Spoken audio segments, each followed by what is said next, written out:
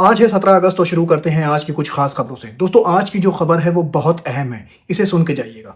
दोस्तों Donald Trump के दामाद हैं जैरेड कुशनर और वो आज मिले हैं हमास के लीडर से कायरो में। इजिप्ट का जो कैपिटल है कायरो, वहाँ मिले हैं हमास के लीडर से और बताया ये जा रहा है कि डोनाल्ड ट्रंप ने जो बोर्ड ऑफ पीस का प्लान बनाया था गाजा में, जिसमें हमास रेडी हो गया है कि वो अपने हथियार को सरेंडर कर देगा टेक्नोक्रेटिक गवर्नमेंट को। टेक्नोक्रेटिक गवर्नमेंट वो डोनाल्ड ट्रंप ने बनाई थी कि दुनिया की हर एक कंट्री में से थोड़े थोड़े सोल्जर्स लिए जाएंगे और हर कंट्री मिलकर एक टेक्नोक्रेटिक गवर्नमेंट बनाएगी गाजा के अंदर, जिसको नेतन्याहू ने पूरी तरह से नकार दिया था। लेकिन बताया अब जा रहा है कि जैरेड कुशनर मुलाकात करते हैं हमास के लीडर से। इस मुलाकात के बाद एक चीज़ निकलकर सामने आ रही है अल जजीरा के हवाले से, जो न्यूज़ चैनल है, कि जैरेड कुशनर ने साफ कह दिया है कि गाजा के अंदर के जो लोग हैं उनको डिस्प्लेस नहीं करा जाएगा, उनको बाहर नहीं निकाला जाएगा।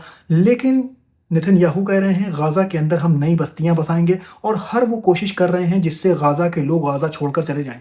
और दूसरी तरफ अमेरिका कह रहा है कि गाजा के लोगों को हम गाजा के अंदर ही बसाएंगे, गाजा के अंदर एक टेक्नोक्रेटिक गवर्नमेंट बनेगी और हमास रेडी हो गया है अपने हथियार देने के लिए। और उधर हमास के लीडर मुलाकात कर रहे हैं जैरेड कुशनर से। तो दोस्तों क्या अब जियो पॉलिटिक्स बदल रही है? क्या इजराइल का सबसे अच्छा दोस्त जो अमेरिका था वो अब अपना रुख चेंज कर रहा है इजराइल की तरफ से? और अगर इजराइल का सबसे अच्छा दोस्त अमेरिका अपना रुख चेंज कर लेता है इजराइल की तरफ से, तो क्या इजराइल उतना पावरफुल रहेगा जितना वो पावरफुल पहले था? आपकी क्या राय है? अपनी राय मुझे कमेंट सेक्शन में जरूर दीजिएगा। अब मैं दोस्तों आपको रशिया और यूक्रेन की न्यूज़ बता दूं। दोस्तों ये जो आप ब्लास्ट देख रहे हैं ये मॉस्को के अंदर हुआ है। बताया ये जा रहा है यूक्रेन जबरदस्त हमले कर रहा है रशिया के अंदर। बताया ये जा रहा है कि वाइल्ड बेरीज के जो लॉजिस्टिक थे 10 लॉजिस्टिक, उसमें से 7 लॉजिस्टिक को तबाह कर दिया है यूक्रेन ने। और वेयर हाउसेस की बात अगर करें तो 30 वेयर हाउसेज में से 21 वेयर हाउसेज को तबाह कर दिया है यूक्रेन ने। दोस्तों वाइल्ड बेरीज बहुत बड़ी कंपनी थी रशिया की, जैसे कि अमेजोन वगैरह है, वैसी ही कंपनी थी जो कि कह सकते हैं कि रशिया की इकोनॉमी की बैकबोन थी। उसको तोड़ने का काम कर रहा है यूक्रेन, लगातार इस तरह के बड़े बड़े हमले कर रहा है। दूसरी तरफ रशिया भी हमले कर रहा है, लेकिन रशिया उतना सटीक टारगेट नहीं कर पा रहा है जितना कि यूक्रेन टारगेट कर रहा है रशिया की इकोनॉमी को।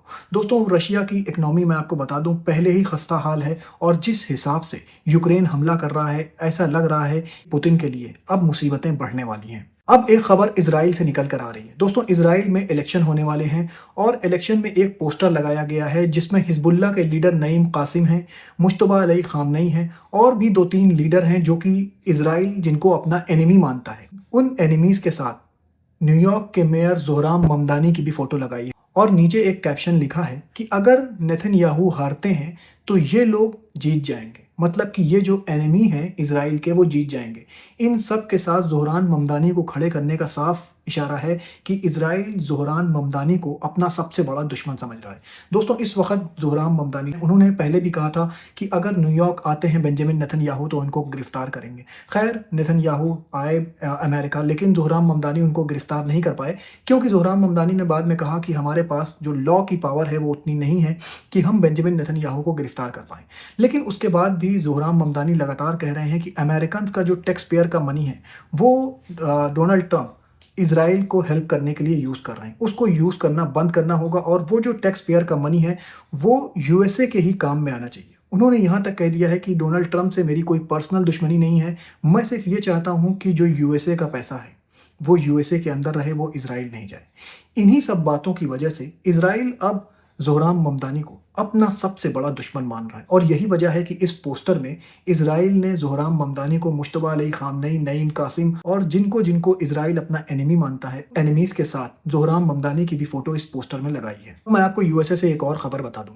दोस्तों बताया ये जा रहा है कि यूएसएस अब्राहम लिंकन जो वॉरशिप था अब उसको वापस बुलाने की तैयारी चल रही है और यूएसए का जॉर्ज वॉशिंगटन वॉरशिप बहुत जल्दी पहुंचने वाला है मिडिल ईस्ट।